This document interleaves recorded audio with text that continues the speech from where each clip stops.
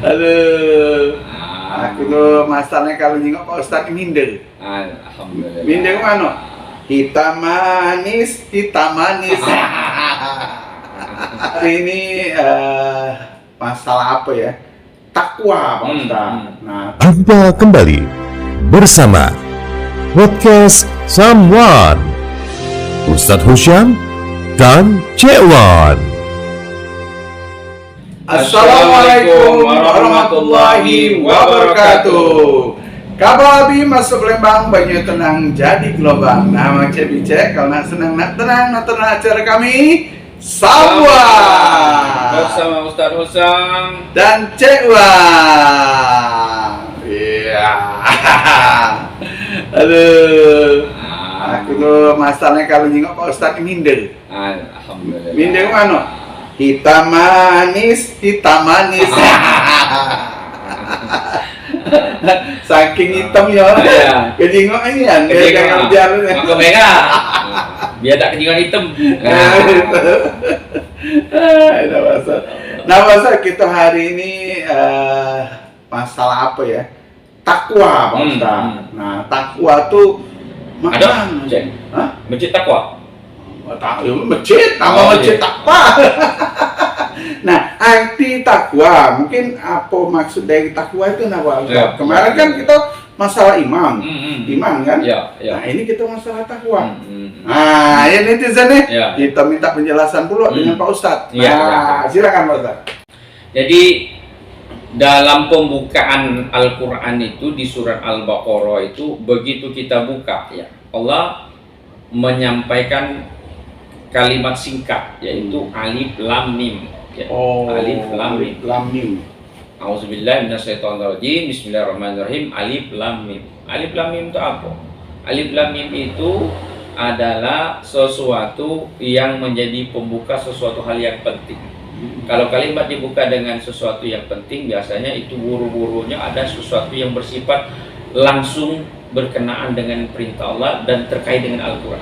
Maka begitu selesai alif lam mim itu langsung yang kedua kalimat Allah itu yaitu zalikal kitabula raiba fi hudal lil muttaqin.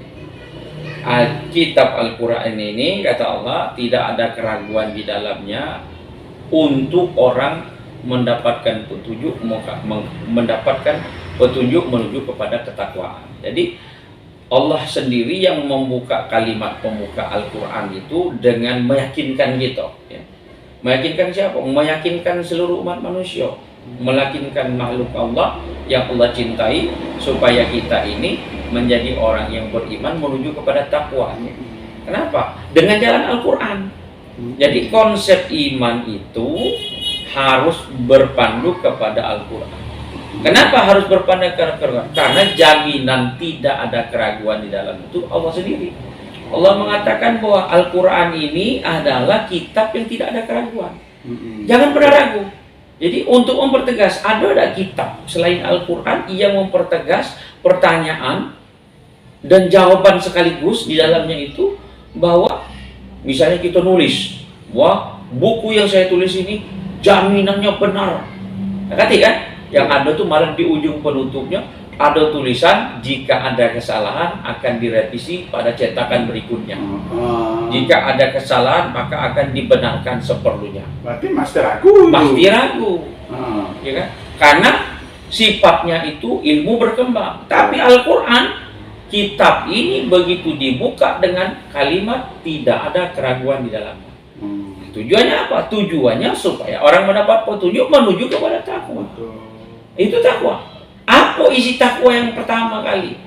Setelah itu Allah mengatakan dalam ayat 3-nya itu yaitu alladzina yu'minuna bil ghaibi wa yuqimunas sholata wa mimma razaqnahum yunfiqun. Ya. Kata Allah Subhanahu wa taala, orang yang beriman menuju takwa itu adalah orang yang beriman yakin kepada hal yang gaib. Nah, itu yang penting. Kenapa? Karena bagaimana kita mengenal Allah, bagaimana kita mengenal iman, kata Allah dari mana? Dari Al-Quran. Kita mengenal iman, mengenal Allah dari Al-Quran. Jadi bagaimana kita mengenal sesuatu yang gaib, percaya dengan yang gaib dari Al-Quran. Maka keimanan yang paling penting yang menunjukkan kita bisa mencapai takwa dengan iman yang kita ada itu harus yakin dengan yang gaib. Kenapa? Karena kalau kita tidak yakin dengan yang gaib, bagaimana kita meyakini Allah itu ada? Iya, benar. Kan gaib. Gaib. Iya, sesuatu yang gaib. Sesuatu yang kita sebagai makhluk yang lama ini punya keterbatasan. Sedangkan yang maha luas Allah, kita terbatas. Mata kita terbatas. Balik dinding, tak jengok lagi kita. Iya, benar. Tak balik dinding, jauh, makin tak nampak. Iya. Batas kita itu, langit dan bumi kadang-kadang tak bertepi, tersambung. Iya. Kalau jengok di pinggir laut, kenapa langit sama bumi ini tersambung? Iya. Karena mata kita ajak jengok ujung. Iya. Kemampuan terbatas. Iya. Kuping juga. Kapan lebih tinggi, pecah kuping kita. Hmm. Lebih rendah, pecah-pecah juga kuping kita. Jadi suara kita berapa desibel kekuatannya itu ada batas. Ada batang. Semuanya ada batas gitu. Apalagi makannya. Apalah ngobrol ini Pak Ustaz. Ini kagak makan ini lah. Lebih terbatas lagi. Oh itu. Contoh kita makan. Bismillah. Begitu kita habis punya telan, kita tahu apa yang diproses dalam ini. Iya. Nggak dijadi ke daging, nggak jadi ke darah, nggak jadi ke protein, jadikan lemak. Nggak tahu ya. Iya pembagiannya itu. Iya, nggak tahu-tahu pagi-pagi. Lemak ada lemak. Sakit perut, kamar mandi. Sisa buangannya dibuang, kita nggak tahu yang sisa itu yang mana. Itu gaib. Nah, maka kita harus beriman kepada yang wujud. Yang wujud itu adalah Allah. Yang tidak diciptakan dan tentu Allah itu ada sebelum sesuatu itu ada. Itu kita harus yakin karena Allah itu gaib. Nah, itu yang pertama. Yang kedua adalah kata Allah Subhanahu wa taala, setelah itu dia melaksanakan sholat. Kalau sudah yakin dengan yang gaib, baru tahapan yang kedua itu sholat.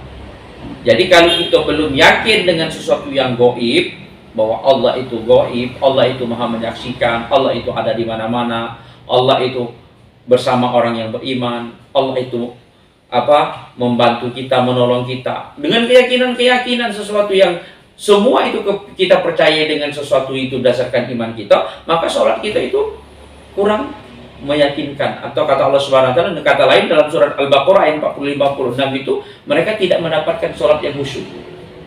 Kenapa dia dapat sholat khusyuk? Mana dia nak mendapatkan sholat yang khusyuk? Karena dia tidak yakin, percaya bertemu dengan Allah. Iya. Iya kan? Nah, Allah itu gaib. Jadi tahapan setelah dia percaya dengan gaib baru dia sholat. Kenapa? Karena dia sholat, percaya dengan gaib, maka dia yakin ketemu dengan Allah. Baru dia bisa dapat khusyuk. Sholat. Kalau tidak dapat khusyuk, dia sholat. Sholat, selalu khusyuk. Sholat itu, maksud sholat itu kata-katanya sila. Sila itu apa? Mempertemukan, mempertautkan, menghubungkan. Jadi kalau kita itu sholat, berarti berhubungan langsung kepada Allah Subhanahu wa taala. Sentral. Jadi sholat itu baca berwakil, Cek. Iya. Cek baca nitip sholat. Apa? Baca. Titip. Lama ya nak kreatifnya ngaji. Ayo, nggak ada titip. Baca. Ibadah yang memang harus langsung. Kenapa? Karena ada komunikasi di situ kepada Allah. Dalam hadis qudsi Allah mengatakan itu, jika sholatnya benar dari mulai mengambil wudhunya, kemudian dia mengangkat takbir, kemudian dia doa kita, kemudian dia baca Al-Fatihah. Di dalam Al-Fatihah kemudian dibuka dengan Alhamdulillah, ketika dia iyyaka na'budu wa iyyaka nasta'in, apa yang kamu minta aku akan kabulkan, kata Allah Subhanahu wa taala. Oh, kita ditunggu Allah itu untuk minta. Berarti komunikasi. Alhamdulillah Rabbil Alamin, hambaku memujiku, kata Allah. Langsung dijawab. Begitu kita iyyaka na'budu wa iyyaka nasta'in, aku menyembahmu, aku minta pertolongan hanya kepadamu. Nak minta apa, kata Allah kau? Langsung. Maka kita sejenak untuk bertahan, untuk merasakan kehadiran Allah. Ketika kita sedang membaca Al-Fatihah, maka harus ada tumaknina. Sholat itu rukun, tumaknina itu. Karena kalau tidak tumaknina, sholatnya tidak ada sholat baginya tanpa tumaknina. Cucak, mana ada sholat? Oh iya. Nanti lagi bacaan. Iya. Nanti bacaan. Berarti dia menggugurkan kewajiban, tidak mendapatkan petunjuk. Iya benar. tidak mendapatkan kenikmatannya. Iya benar. Nah, baru setelah sholat itu dia benarkan, impakkan sebagian rezeki yang kami berikan kepada. Jadi gandengannya itu percaya dengan yang gaib, baru kemudian dia sholat, baru kemudian dia mengimpakkan rezeki. Itu satu konteks ya. Untuk takwa. Untuk takwa. Ada lagi lanjutannya. Oh, nah itu kan banyak sebenarnya lanjutannya. Ada lagi lanjutannya. Tapi minimal itu dulu. Itu dulu. Nah, jadi kalau kurang-kurang itu lagi cewek WA lah, ada apa-apa. Ya. Jangan sungkan-sungkan. Ya. Kalau pihak siaran langsung mungkin pihak telepon. Ya. Nah, ini WA kita sampai ke di makalah kami di sini, podcast kami. Insyaallah, Betul, ya? insyaallah. Jadi masalah takwa itu berarti itu jalannya, Pak. Jalannya itu. Itu standarnya. Standarnya. Kalau kita tidak menggunakan ukurannya dari Al-Quran, maka bagaimana kita mendapatkan sholat? Maka bagaimana kita mengerjakan amal kebaikan sesama manusia? Tapi lagi ada yang keempat, ayat keempatnya, walladzina yu'minuna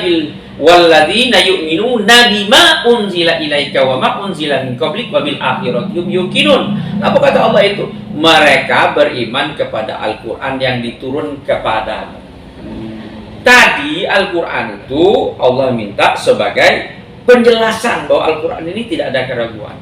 Tapi di ayat keempat ini Allah mengatakan kamu harus mengimaninya Al-Quran itu.